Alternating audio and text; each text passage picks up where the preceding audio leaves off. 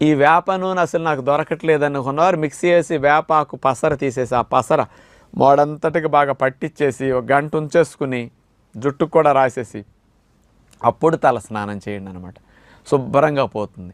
అంటే ఒక్క రోజులో తలలో ఉన్న పేలన్నీ ఏదో మాడి మసైపోవటం అంటారే, ఏదో అగ్గికి ముట్టిస్తే అలాగే తలలో ఉన్న పేలన్నీ చచ్చూరుకుంటాయి అనమాట. గుడ్లేంటి దాని ఈపులేంటి మొత్తం వంశవృక్షం అంతా నాశనం అయిపోతుంది వేప వల్ల. అందుకని ప్రకృతి ప్రసాదించిన అనేక ఔషధాల్లో వేప అద్భుతమైన ఔషధ గుణాలు ఉన్నది, మనందరికీ అందుబాటులో ఉన్నది. ఇలా ఉపయోగించుకోవచ్చు.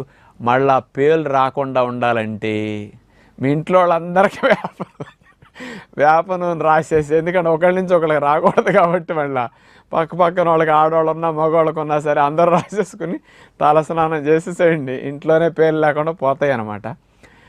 రెగ్యులర్గా తలస్నానం చేస్తుండండి.